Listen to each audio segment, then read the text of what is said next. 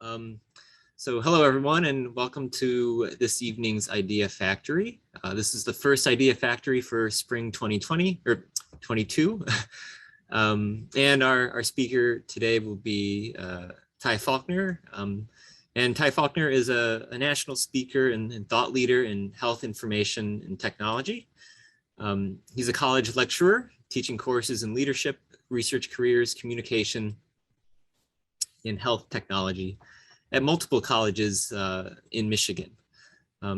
Ty is honorably served in the U.S. Marine Corps, holds an undergraduate degree from Indiana University School of Public and Environmental Affairs. His graduate degree is from Michigan State University in Communications and Advertising. In addition to all of that, he's also an entrepreneur leading several startup technologies and with blockchain companies, and he's earned numerous leadership awards in health IT. Tonight, he'll be presenting and holding a panel of speakers on the topic of Student Athletes Matter, Social Activism for Change. Please join me in welcoming Ty Faulkner. All right, Bruce, thank you for that gracious opening. I read about this guy and I'm like, oh yeah, that's me. So this is wonderful. I want to thank everyone for coming out tonight and the folks that will join us as we go through the evening. This will be about an hour-long talk, and sort of the genesis of this talk and sort of where it came from really happened about 2 years ago, two and a half years ago, when our students on our campus held a march for in acknowledgement of what was going on with George Floyd and the political activism and all that that was going on. And I saw such an amazing coming together of our campus. Our president attended the event, several faculty, lots of folks with influence marched, along 10 Mile, along Lasher, Civic Center Drive, signs in hand, all for a cause. And many of those individuals were athletes. And it really struck me how much influence an athlete has on a campus. So tonight, we really want to talk about that inspiration moment of, when do I decide to be an activist? How do I do it? And if I'm an athlete, how can I use my stage, my platform, to support a cause? We have some wonderful campus speakers tonight who are going to talk about the causes that are of great value and importance to them. And sort of a ground rule that I'll just throw out there. This is all about coming together socially in an active way and in a peaceful way. Nobody's cause is better than the other person's cause or more important. It's really about what you feel is important to you. We've had historic marches and protests all the way back to the 1800s in our country. And many of those folks who led those events were folks like Joe Louis, right here from good old Detroit, Kareem Abdul-Jabbar, Kobe Bryant before he went on, and others, and most recently, Colin Kaepernick, who took a stand, right? And so athletes are in a real influential position. And now that we have NIL, and most of you may not know what this is, it's name, likeness, and image, and how an athlete can take their image and support a cause is also something of great importance. This is a word cloud of social movements. We took a look at some of the most prolific social movements of our time and going back to the 1800s. And you can see one of the key words that I want to emphasize tonight is the word movement, doing something for a cause. The giving away or the giving to others is what will make our campus greater, our personal lives greater, when we look beyond ourselves and see a cause of importance and actually get involved. And I'm going to talk to you about a cause that's important to me, and that's activism against gun violence and gang violence. And I just wanted to quickly just let you know that I don't think we can see your slides. If you are supposed to be sharing your screen right now.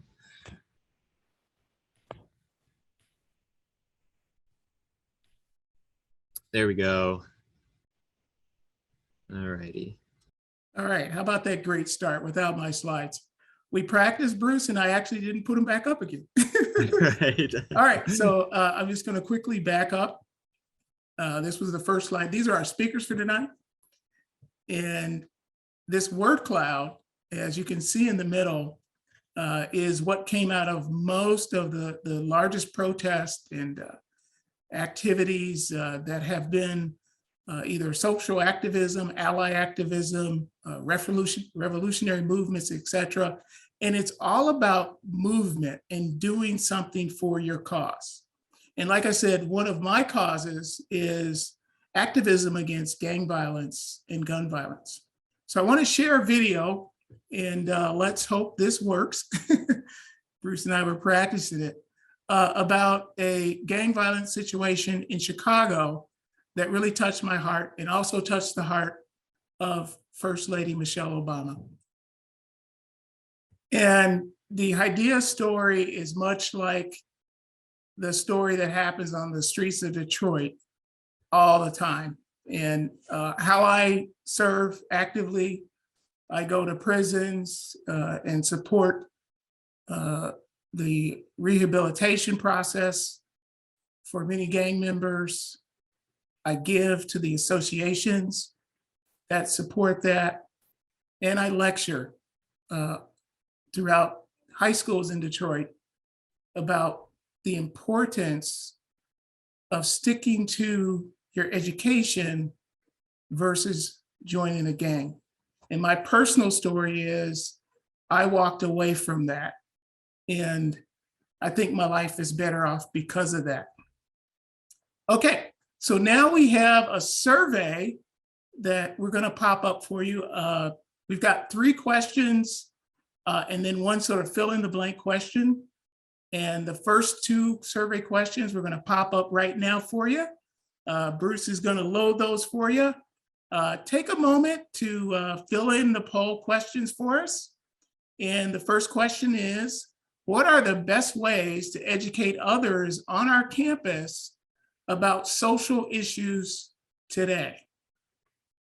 What are the best ways to educate others about social issues on our campus today?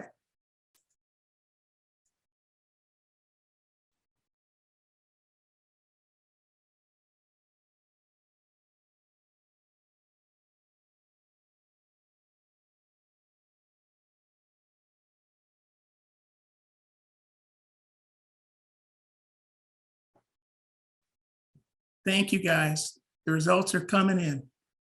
Social media is clearly the front runner to no surprise, I would suspect, but certainly social media has made a humongous impact. All right. The second question is, select what top 3 skills do you think it takes or needed for college students to be a social activist? Go ahead and get your votes in now. I like the fact that courage and bravery is running in a close second. That's very important. Sometimes it's not easy to stand for your cause.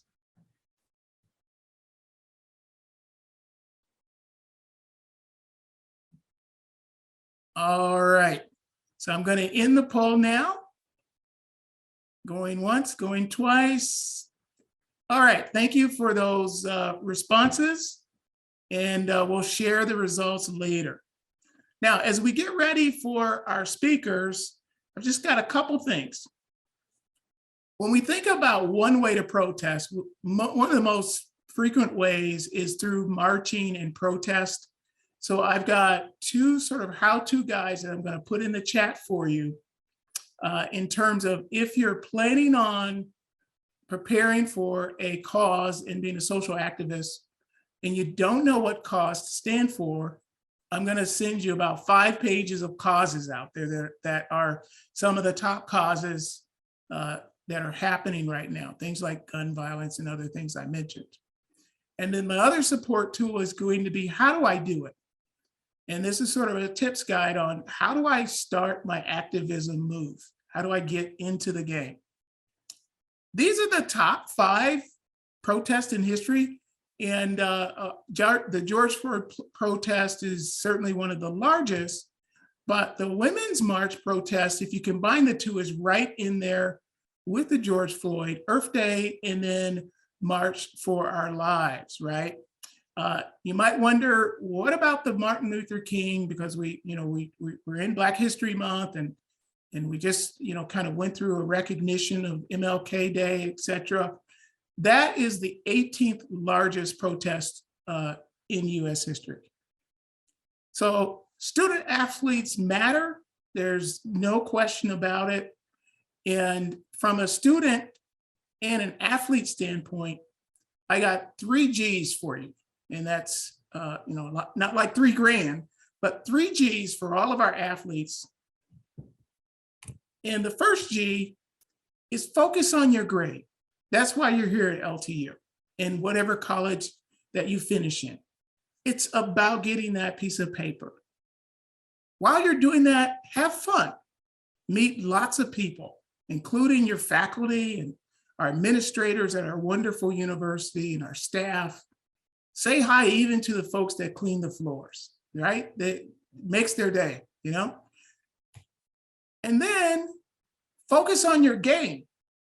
Now, I've got a couple coaches coming up that will probably want me to push the game first, but I think game and grade are really right by neck and neck. But if I had to, pick one, let's focus on that game. It's the one that'll stick with you a long time to come. All right, and get those grades. Now, here's the last G. Give. The give is so important to making you a rounded athlete, meaning that while you're focused on getting those 3.3 and higher, which makes you an All-American, and while you're focusing on beating all the stats in your specific play and field of game, give along the way. Use your platform to help somebody else. All right, so now let's hear from some folks on our campus who are doing just that today. We're going to start off with Isabella Amadori. She's a volleyball coach and a student, and I got to tell you, an all-around great person. When you guys meet her, you're just going to love just talking with her and hearing about her cause and what's important to her. And I'll let Isabella introduce herself. Isabella, go right ahead. Hi, Professor Faulkner. Thank you. I'm Isabella Amadori. It's my freshman year here at LTU. I'm a media communications major, and I've played competitive volleyball for over 10 years now. I coach travel for 12 and 13s and 14s as well. I go from 12 to 17. So when they're in school, whether it's private or public, I make sure their academics come first, because that's how I was when I was an athlete. My social activism cause is social media. Social media is one of the best forms of communication possible. The only problem is sometimes it's so compelling to go on it, and it's so difficult for kids to come off, and then problems arise and things are harmed, such as bullying, or even with recent events with that kid getting killed because they found his location on the internet.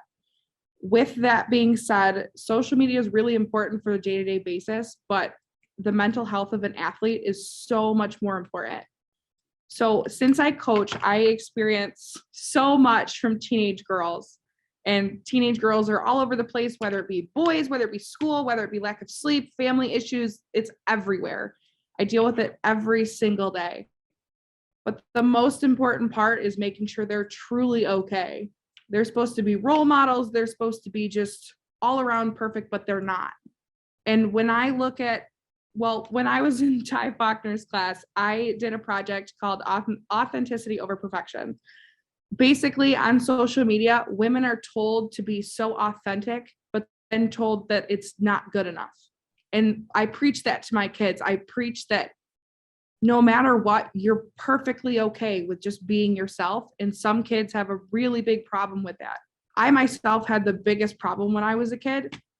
And now I realize when I'm at college, I'm perfectly okay and I'm perfectly fine and there's nothing wrong with me, but that needs to be preached to so many more young girls. And the biggest issue is they don't get it right away. You have to keep repeating it, and repetition's so important. And with the stress of being an athlete, it's so much more difficult for them to make everything work, whether it be volleyball, soccer, hockey, football, anything. And the most important thing out of the whole thing is just making sure that they understand that they can do it and there's not going to be any issues with them just being themselves. I've coached for a long time, even when I was a teenager. I was the captain on my teams. I was that leader figure, and I am always going to be in some type of leadership. But as a girl myself, I look at them and I just feel so bad. Like, I feel bad that they have to go through it and they don't know when they're going to get out of it. And it hurts because some people don't look at it like that. And when I made my website, went through Ty Faulkner's Pathways to Research class, I thought, what's an issue I really care about?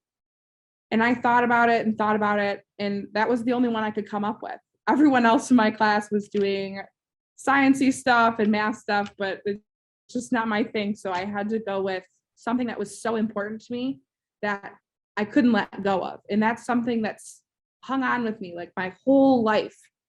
And it's just something that everyone has to be aware of, even though it is social media.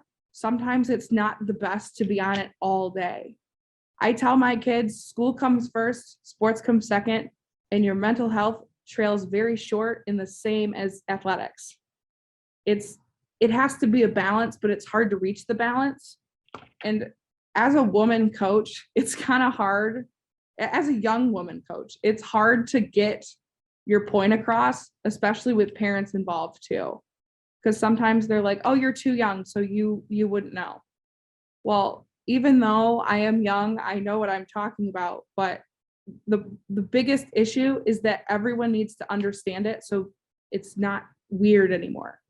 Like, you look on social media and you're like, I wish I was her, or I wish I was there, or I wish I had that. But the most important part is it doesn't matter. It never mattered.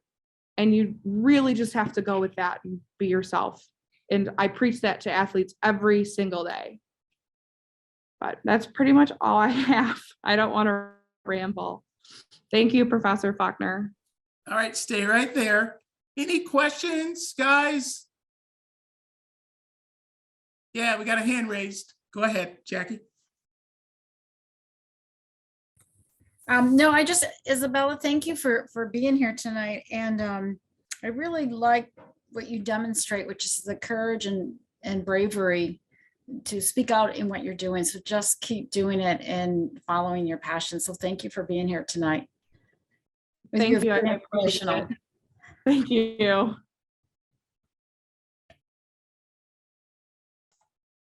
Go ahead, Suzanne. Hi, Isabella. I'd like to echo what Jackie just shared about spending your time and being committed to this conversation. I'm curious about conversations with the athletes that you coach. If conversations evolve around misinformation that can be propagated on a social media platform, has that surfaced, and have you had to address those kinds of things to try to steer them in different directions for clarity? I have. So I try and tread very lightly, especially since I'm not their parent. I'm almost that second authority figure in practice. So I have to be really careful how I tread, but usually I explain it in very, like, I guess, vague terms, but more to get it across the point of this is what's actually going on. And this is what you're being told. So you have to make the decision of what you believe. And then I can also have a discussion with you and your parent as well, since I deal with younger kids. If it was adults, it'd be a different story, but.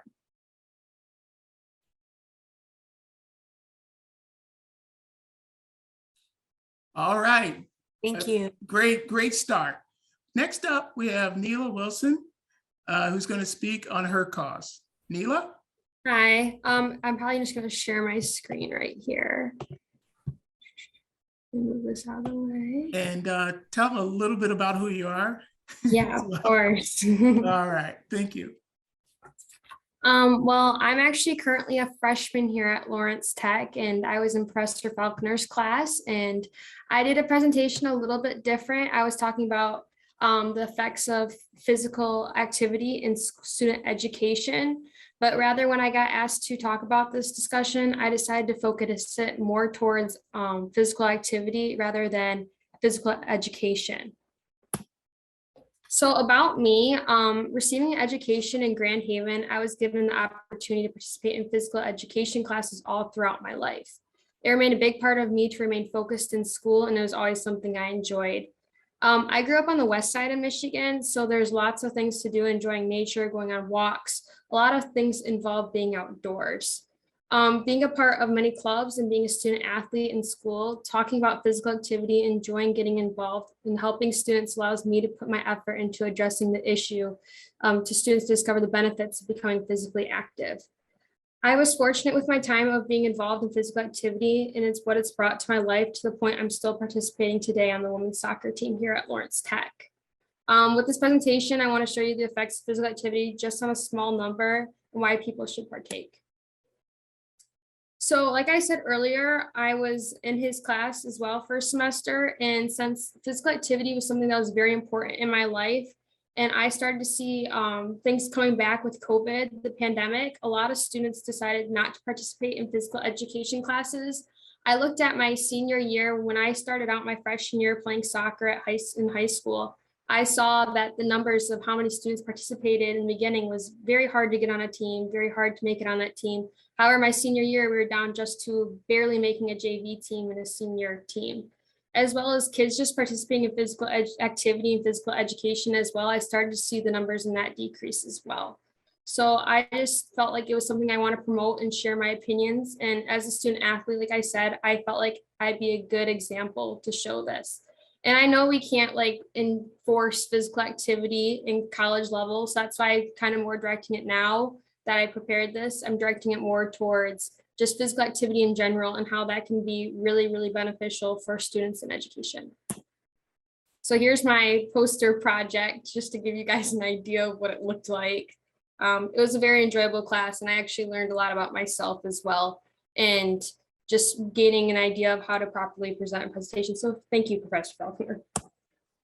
So these are some facts I actually did find while researching, just looking at college education as well. The university, like they comprise data collected from a multitude of studies. And one fact is an estimated 40 to 45% of students engage in fitness activities regularly, as well as about 81 to 85% of adults continue the same physical activity patterns they established their senior year of college. Then we also look at those students with a GPA of 3.5 or higher are 3 times more likely to exercise than those with lower grades. So I decided to do a survey for my presentation project. And the thing on the right is a little bit more directed towards physical education rather than physical activity.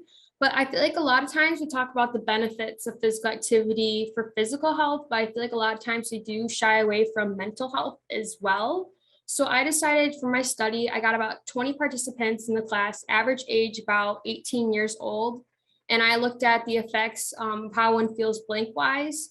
So after physical activity, this could be as easy as just going for a walk, because there is different types of physical activity for every student. And it may not be going to the gym, or it may not be going for a run, but it has something that's obtainable. And most of the scores were actually very promising, with 10 being the greatest. There was a few outliers, but I felt like this did show the effects and positives of physical activity. So on the right, there's a picture of me and my friends my senior year. Just felt like I would add that because I felt like it had a good relation to what I'm talking about. If interested, there's a multitude of studies about physical education in students' lives and how it has an impact, and also physical activity. But after researching and asking the students questions, I believe that this has a potential to allow students to become more focused in studying and perform better in class situations. One thing we can do is promote physical activity and how it works. And what I'm hoping to get out of this is that education, exercise, or even like a healthy routine will improve results in class settings, not just academically, but in everyday life. So some ways we promote this is I know like we want to remain safe while on campus. And I know that some people aren't able to go to places to work out. So I wanted to do some ideas that you could do while on campus. And one of the great resources I used while, especially during quarantine, is us like with our social media is YouTube. YouTube provides a great source. And I felt like that'd be something that us kids my age, especially as freshmen, we understand how to like use it and how it operates. So such as like watching videos on how to do workouts in small places or with no equipment if it's not accessible at the time. Also, I feel like we have a lovely campus. I thought one good idea potentially is you do need a tool to measure this, but is to maybe make a map of how far a mile or a half mile is on campus while staying on it, and maybe posting those on the bulletin boards we have throughout school, just to show that it is obtainable for students to do. We can also like use our local resources. We can promote them a little bit more because I do know we do have the weight room here in the dorms in Weast for freshmen. I know that it is accessible for everybody. However, I do not see many students participating in there or going to join. So maybe we advertise it a little bit more, show the hours of when it is open. I think that would have great benefits, as well as showing that there is the field house and there is the track above. So that is a good idea as well. Physical activity is different on everyone based on lifestyle, health, or other determinants. Ideally, if I do see students becoming more active, I will feel like I have accomplished my goal. And like I said, again, it's different for everybody, but I do believe that mental health and physical activity do play hand in hand. And I do feel like if one is to perform and do physical activity, it could have a great impact on one person's life. Thank you. Great job. Great job. All right. So we've got questions. Go right ahead. Suzanne.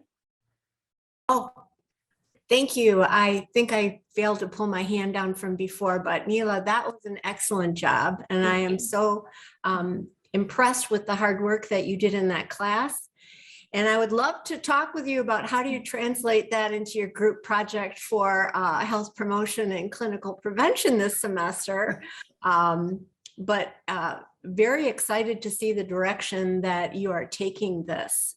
It really has a lot.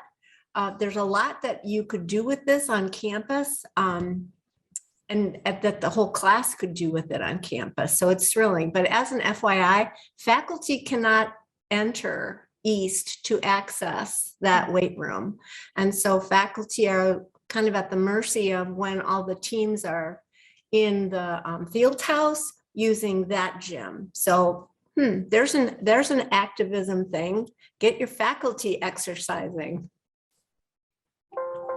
I'm all for it. All right, we have more questions, Bruce.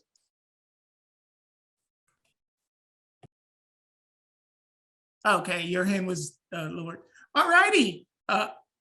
Yeah, thank you, Bruce. Before we go to our next speaker, we've got survey questions. So Bruce, why don't we load our last two survey questions? And for the fourth question, you'll need to put your response in the chat. Our Zoom tools aren't sophisticated enough to capture free text. Go right ahead. First question is, do you think college students should be educated on current social and political issues so they can form their own opinions?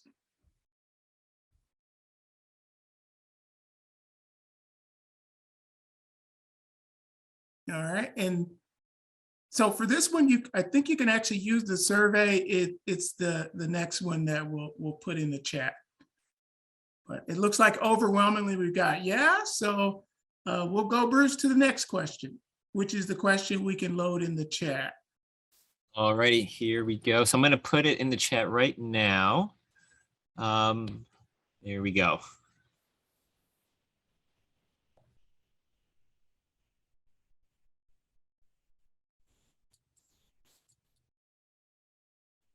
So the question is just list a cause, issue, or movement that you're passionate about. Thank you, Bruce. So we're trying to collect causes that the audience today is passionate about. So if you have a cause, oh, good, there we go. Climate change, that's a biggie. Yep, climate change, women's rights, 100% on these. Yeah.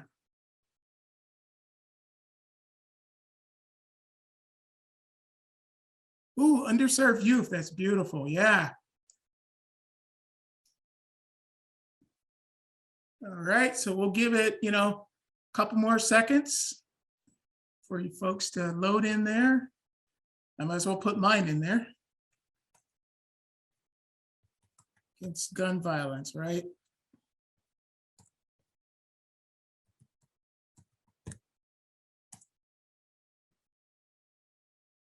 Equity, yes, education equity is a big one. Super good. All right, well, you guys continue to do that. Our next speaker is no surprise to any of us. If you've been to any of our football games, you've met Coach Mitchell, or you've seen him take our team from kind of a so-so record last year to a 9-3 record this year. So let's give him a big round of applause. We're actually on the map in the NAIA, and we're attracting a lot of great players because of his leadership, his faith, and his stance on the things that he and his team believes in.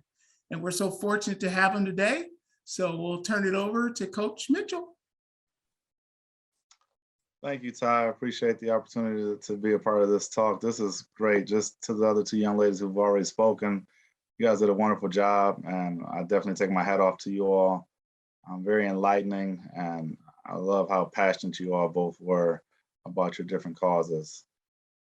As for me, as you said, Ty, this is going into my this July was my third year here at Lawrence Tech University, and it's just a true blessing for me to be a part of this great institution and the LTU family. I have a few causes that I am very, interested in and kind of drive home with me. One, Professor Faulkner, you mentioned to me when we spoke about a week or so ago about our staying inside of our locker room for the playing of the national anthem, and some feedback that came from that. And that actually, wasn't my goal to make a big ruckus on campus or anything like that. That was something that, just from the background with college football and things of that nature, things that have been going on over most years recently, I decided it would be best for us to do that. We still definitely honor, the playing of our national anthem in our closed quarters.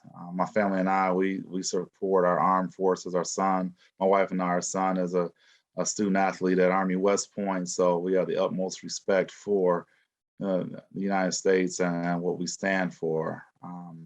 I think that personally, one thing that may be kind of an unknown, but personally, I think I have a deep passion, I say, for raising up leaders, male leaders specifically, and just life. Football is a great vehicle. I love the game of football, but it's just a byproduct, and just really pouring into our young men what their identity is. As you said, I'm a man of faith, so I truly believe my identity is wrapped up in Jesus Christ as my Lord and Savior.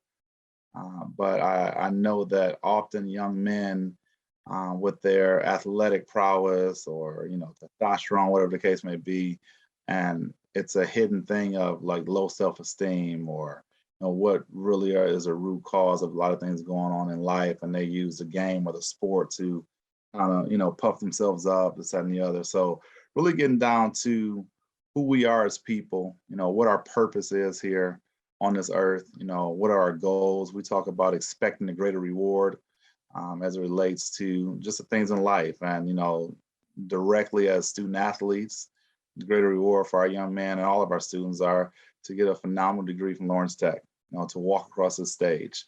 That's something that's very near and dear to me because I've been at other institutions, and I can tell you all this, that, You know, it's not hard to sell Lawrence Tech because of what we offer our students.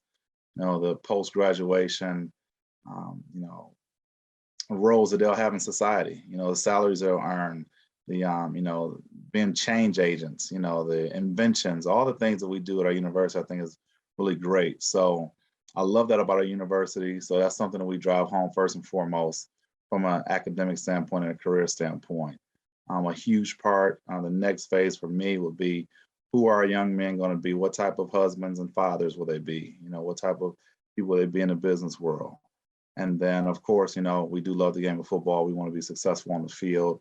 But I feel like if you know, put what's first, the things on the field will happen kind of organically, I say. So those would be my primary passions, Ty. Thank you, Coach. We'll take questions for Coach Mitchell. Got a hand raised, Coach? Go ahead, Ali. I had a question. My question was, if you could have all of the young men that you coach, like, take one thing away from their time at LTU and their time with you, what would it be? That's a great question. It's a big question. Yes. I'll give you guys an acronym that we use. We talk about culture within our program all the time. I'm a visual learner myself, so I love acronyms. I love, you know, things that, you know, attract the eye, that can, you know, help me. If I see it, I feel like I can learn it. So our acronym that we use is one of the 3 elements of our culture within our program. So we have 4 cornerstones. Those 4 cornerstones, you might see our guys post or tweet. It's REAL, R-E-A-L. The R stands for reject passivity. So of course we can't have passive guys on the football field. You can't win games. You can't be successful. But more importantly, we don't want them to be passive in life. So we want them to choose the harder right over the easier wrong. You know, we want them to be, you know, bold, stand flat-footed, and do what's right. So, you know, they want to change the temperature of the room. So that's rejecting passivity. The E stands for expecting a greater reward, what I kind of mentioned just before.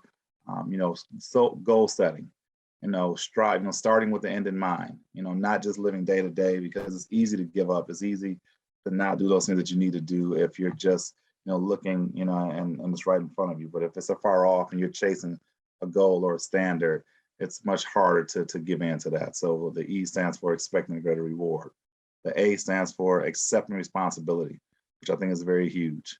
You know, own it. You know, whatever you're responsible for, if it's been in class, if it's executing AAC hours, if it's, you know, whatever it is on the field or a secondary job, any of those things, you know, accept responsibility. And then my most favorite of the letters would be lead courageously, because within our program, we talk about servant leadership all the time. So there's no big I's or little U's. You know, we want to go out of our way to serve one another. We want to serve our you know, campus community. We want to serve our local community. We want to serve one another as what we call our brotherhood on the football team itself. So that would probably be the biggest thing. If they left with anything, that acronym right there, you know, we say be a real man, but it's just a real man, a real woman, whatever the case may be. And it's not a chauvinistic statement, but that's one of our key factors that we speak about within our program. Thank you. Thank you. Outstanding. Questions? All right. Absolutely beautiful talk so far. Now I want to kind of close us out with sort of a pitch and sort of a pledge. I'm going to pitch to the students on the call, and for those on the call, let's activate our campus, right? Let's get involved with what's happening in our world. It'll help us get through the winter blahs, if nothing else. You know, it just seems like now is the time, you know, as a kid who grew up during a lot of the movements in the 70s and such, we're kind of back at that circle again. And a lot of that came out of the collegiate ranks. And so let's get involved. And I'm going to put a cause out there that I'm going to try to drive through administration is, and this is sort of my big aha slide.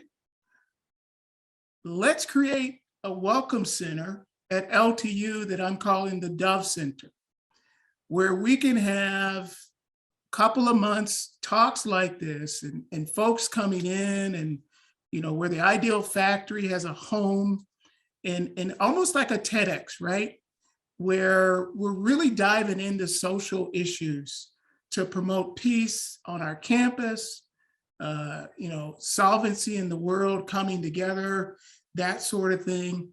I don't know how it's going to take me, and I've got a perfect building. We've got a building that's full of chairs right now called the Old Architecture Building. Let's clear those chairs out, put some red carpet, bring in a microphone, and let's get active on our campus about what's happening in the world.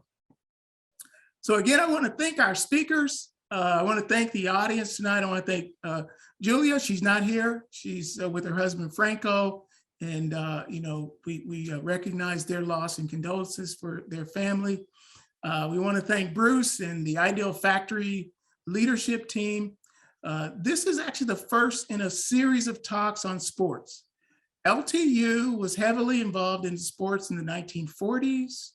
We had one of the best basketball teams. We went to the NIT, which was way before the NCAA, semifinals and that sort of thing. And people came here for sports. And so now we're coming back again, right? We're building a lot more teams, that sort of thing. So our next talk, we're going to bring in a guest who's going to speak about a lot of different things. Bruce is going to tell you that, but it's all around sports. And then our last two talks will be in the fall, where we're really going to kind of get to the edge on sports. We're going to have a big debate about, grades, requirements, admission, eligibility, all those kinds of things that involve being in sports. And then our last talk, we're going to talk about the whole aspect of gaming in sports. Does anyone know what an over-under is, or all those things that we're hearing on the radio and all that? And do you know that at many colleges, that's a curriculum now? That's actually a degree program. So we're also going to tie into the fact that we kind of have the components to put something together, whether it's sports management or algorithms for sports or that sort of thing. But these are great job opportunities for our students. So to summarize, the 3 steps I mentioned at the beginning of the program: find a cause that you're passionate about, whether you're a student, athlete, or a student, staff, or administration. Lock arms with a local community, whether it's an institution, like I said, I serve several institutions in Detroit to help stop gun violence or whatever, but connect with the audience. And then lastly, do something, get active right away. All righty, Bruce, we're going to turn it over to you. All righty. Thank you, Ty, for such a wonderful idea factory. And thank you, Isabella, Neela, and Coach Mitchell for sharing your stories and insights. A wonderful night. Before we end, like Ty said, I'd just like to draw your attention to our next idea factory. It's currently scheduled to be 3 weeks from today, so February 22nd. The speaker will be Jeffrey Santos Lopez. I don't have a specific title to share with you yet, but it will be, like Ty was saying, it will carry on the same theme of athletics and activism. So with that, I'd like to thank everyone again for attending, and have a good night.